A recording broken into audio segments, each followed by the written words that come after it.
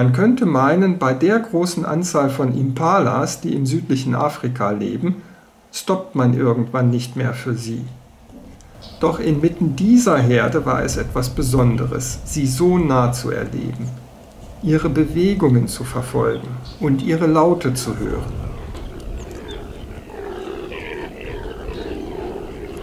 Wir standen lange hier, ohne andere Fahrzeuge, sodass uns die Impalas gar nicht mehr wahrnahmen und zu allen Seiten um unser Auto herumliefen.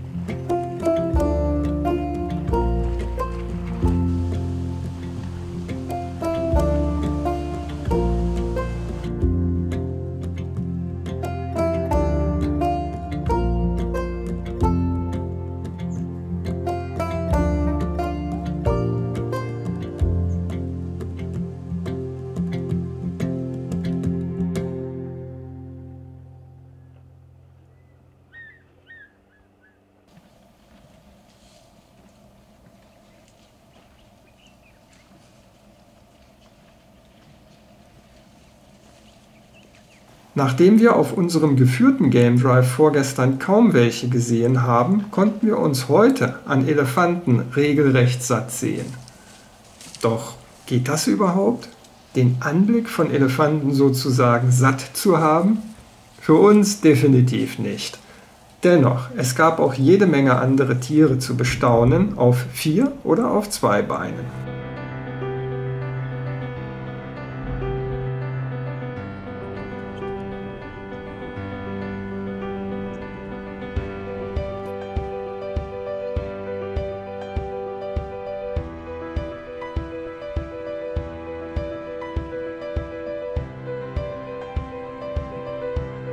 Hier seht ihr gut, wie filigran Giraffen junge Triebe fressen. Mit Hilfe ihrer langen Zunge nehmen sie einen Zweig zwischen ihre Lippen und schälen die Triebe vorsichtig ab, meistens sogar ohne dass der Zweig abbricht.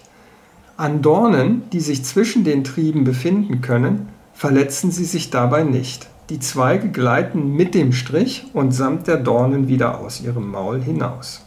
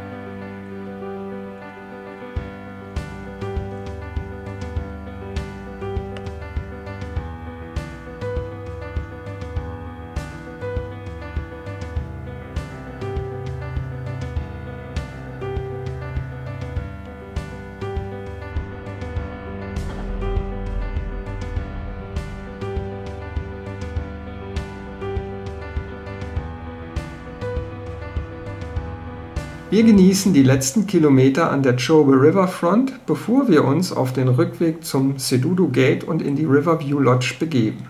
Ein toller Tag liegt hinter uns und wir freuen uns darauf, ihn am Abend in Ruhe Revue passieren zu lassen. Hi! Hattest du einen schönen Tag?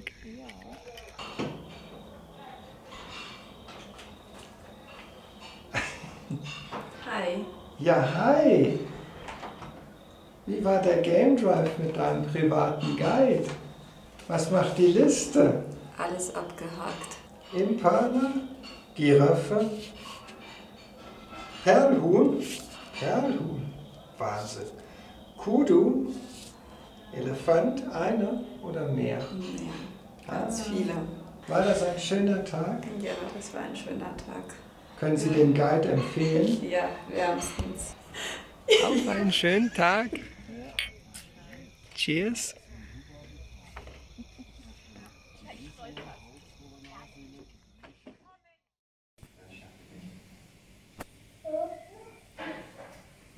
Die Riverview Lodge verfügt über einen kleinen Pool mit Liegestühlen und einem Pavillon, eine Bar und eine Feuerstelle, an der abends ein Lagerfeuer brennt. Den Speisebereich habt ihr schon gesehen und davor befindet sich ein überdachter Aufenthaltsbereich mit Polstermöbeln. Hallo da hinten. Hi da vorne. Was ist heute für ein Tag? Der Sonntag. Der 23. 23.07. Genau. Heute verlassen wir Botswana. Wie war dein erstes Mal Botswana? Wunderschön. Ja? Wirklich? Ja, Hat's dir gefallen? sehr. Das ist schön. Jetzt sitzen wir wieder in unserem Ford Ranger, ja? Und jetzt fahren wir auf der A33 die letzten ungefähr 50 Kilometer in Botswana auf die Grenze zur Ngoma Bridge zu. Dort ist der Grenzübergang nach Namibia und dann sind wir wieder in Namibia. Von dort geht es weiter. Wir werden einen Zwischenstopp in Divundu machen, da werde ich tanken. Und dann ungefähr 100 Kilometer vor Rundu befindet sich das Mukuku Rest Camp, direkt am Okavango River. Und dort ist unsere nächste Station für die Zwischenübernachtung, die wir jetzt dann haben. Wir haben jetzt hier angehalten an der C49 und hier gibt es die größere Stadt Katiba Mulilo, durch die man eigentlich durchfährt. Aber wenn man dort halt nichts zu erledigen hat, nicht tanken muss oder ähnliches, dann gibt es eine kleine Abkürzung. Google Maps, wenn ihr das als Routenplaner benutzt, kennt die automatisch, führt ein paar wenige Kilometer durch Busch, durch Dorfland, durch eine Gravel Road.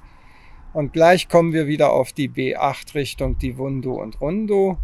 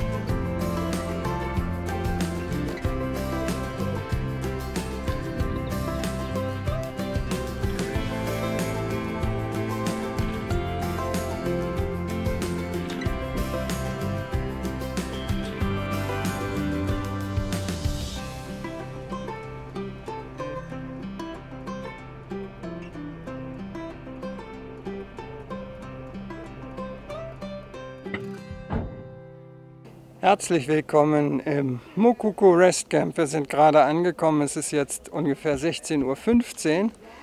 Hat von der Zeit her heute alles gut geklappt. Hinter mir, um mich rum, befinden sich mehrere Campsites. Wir wurden herzlich von Anzi und Hannes, den Besitzern des Mokuku Rest Camps, empfangen. Du fütterst einen Frankolin. Pass auf, gleich kommt der Papagei von hinten. Ja, meckert schon.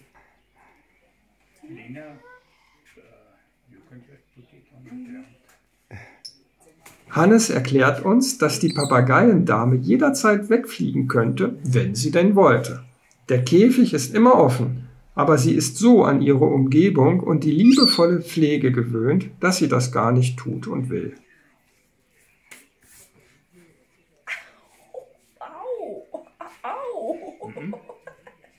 Wir haben hier eine schöne Hütte und die zeige ich euch jetzt. Das ist das Hippo-Chalet, wie man hier sieht.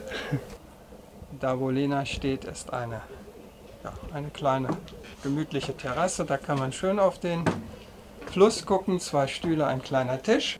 Im Raum haben wir einen Kühlschrank. Es gibt einen kleinen Gaskocher mit eine kleine Gasplatte mit einem Wasserkocher, Wasserkessel, Kaffee- und Teezubehör. Ein schönes großes Doppelbett. Und dann gibt es hier eine Tür. Die führt noch einmal kurz nach draußen. Dort befindet sich die Heißwasserzubereitung. Und hier geht es in unser kleines separates Bad. Da ist unten links eine Toilette. Es gibt dort einen Waschtisch mit einem kleinen Spiegel. Und hier in der Ecke, ist gerade noch ein bisschen dunkel, die Kamera muss sich erst dran gewöhnen, eine Dusche. Eine Übernachtung haben wir hier, wir haben das gebucht als Stopover, weil wir morgen weiterfahren in den Etosha Nationalpark. Und ja, insgesamt war das oder ist das Mokuku Rest Camp von Kasane, wo wir gestartet sind, knapp 600 Kilometer entfernt. War also heute eine sehr lange Strecke.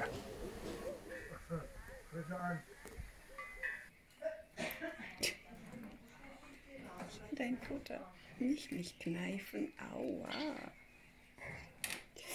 Jetzt zeige ich euch noch ein bisschen hier, was es sonst noch gibt im Camp. Es gibt hier einen schönen kleinen Pool mit mehreren Liegen. Dort oben, ich zoome es etwas ran, befindet sich eine Aussichtsterrasse mit Feuerstelle. Hier jetzt zu meiner Linken befindet sich die Rezeption, da befindet sich alles, das ist das kleine Haupthaus. Da gibt es WLAN, rechts gibt es eine schöne gemütliche Sitzecke. Hier gibt es eine Bar und hier ebenfalls draußen, aber auch überdacht, gibt es einen schönen kleinen Speisebereich, wo man Dinner bekommen kann und auch Frühstück. Dort vorne befindet sich ein kleiner Weg, ein kleiner Steg direkt an den Fluss.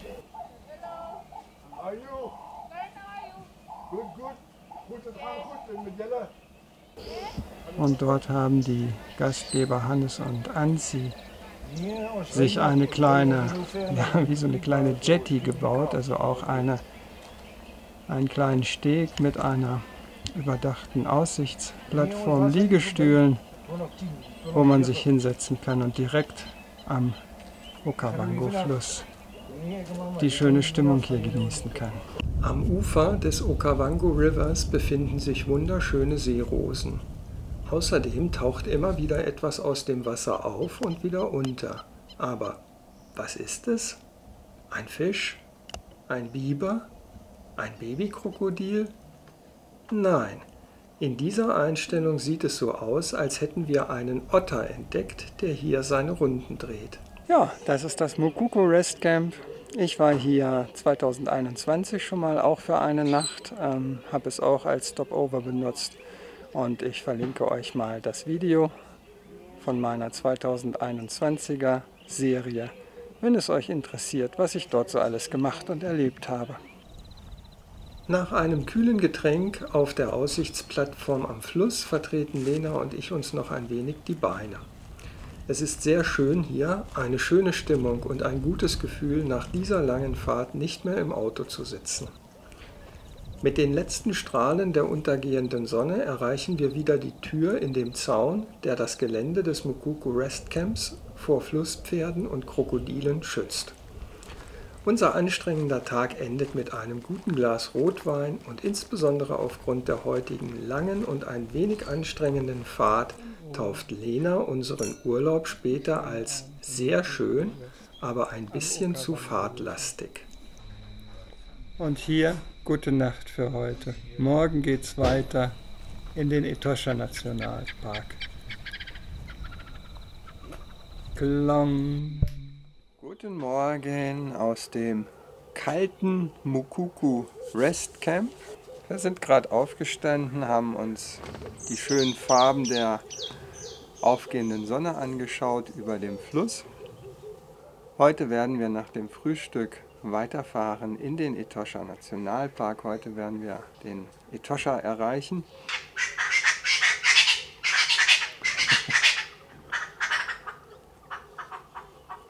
Guten Morgen.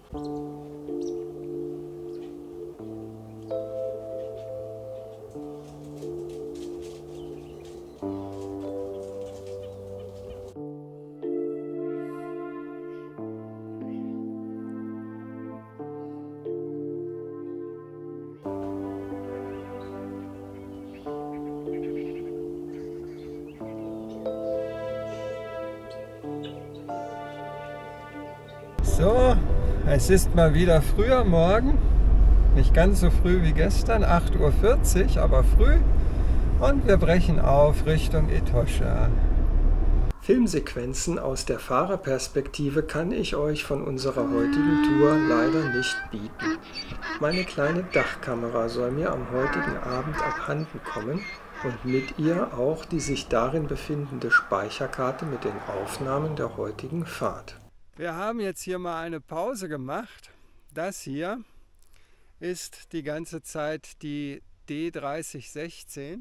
Und das Besondere ist eigentlich, dass im Gegensatz zu meinen anderen oder unseren anderen Urlauben, dass heute das erste Mal so eine richtig längere Passage auf Schotter ist. Wir sind eigentlich den ganzen bisherigen Urlaub in Namibia am Anfang und dann auch die ganze Zeit in Botswana, aber halt auch gestern wieder in Namibia auf Asphalt, auf Teer gefahren. Erst gestern Abend habe ich die Speicherkarte meiner Actionkamera gewechselt, da meine erste Karte bereits voll war. Zum Glück wären sonst doch alle bisherigen Fahrtsequenzen verloren gewesen. Herzlich willkommen im Etosha Nationalpark. Yay, los geht's.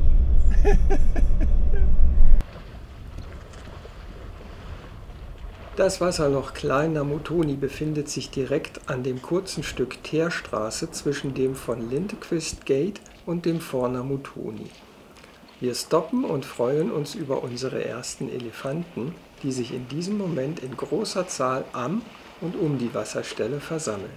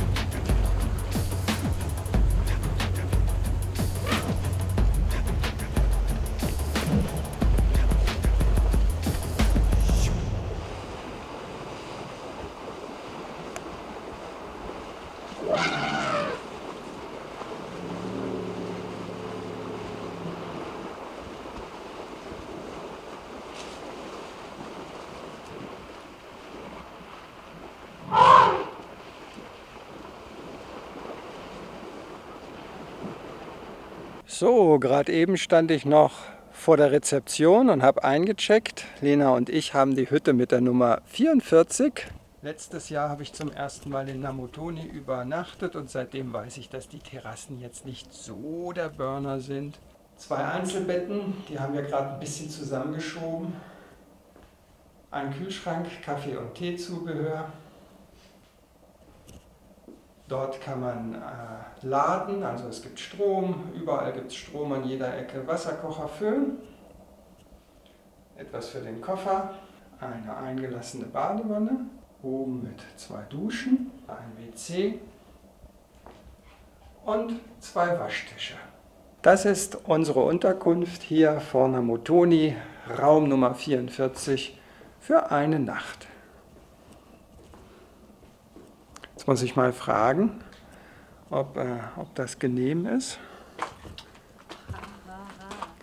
Ja, es ist sehr genehm hier. Ja? Es ist sehr schön hier. Ja. Gut, okay, dann. Nachdem wir unser Chalet bezogen haben und es noch recht früh am Nachmittag ist, fahren wir erneut in den Park. Am Wasserloch Klein Ukevi beobachten wir einen zwitschernden Vogelschwarm, eine afrikanische Weichschildkröte auf einem kleinen Stein und eine große Gruppe Zebras, die sich wie an einer Schnur gezogen langsam auf das Wasserloch zubewegt. Am benachbarten Wasserloch Grot Ukevi sucht ein Gelbschnabeltoko den Boden nach Fressbarem ab. Eine Schlankmanguste flitzt durchs Bild und wird von mir leider nur sehr unscharf gefilmt. Und eine junge Giraffe braucht, wie so oft bei Giraffen zu beobachten, viele Minuten, bis sie sich endlich hinuntertraut, um ganze 3 Schlucke Wasser zu trinken. Von Giraffen sollten wir danach am Wasserloch Klein Namoutoni noch viel mehr sehen.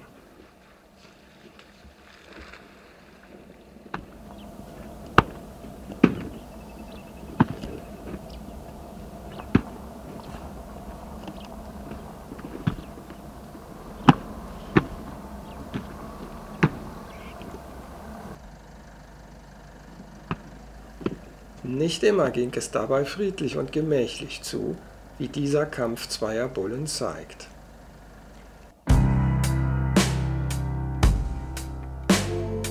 Klein Namoutoni zeigt sich uns am späten Nachmittag kurz vor Sonnenuntergang von seiner schönsten Seite.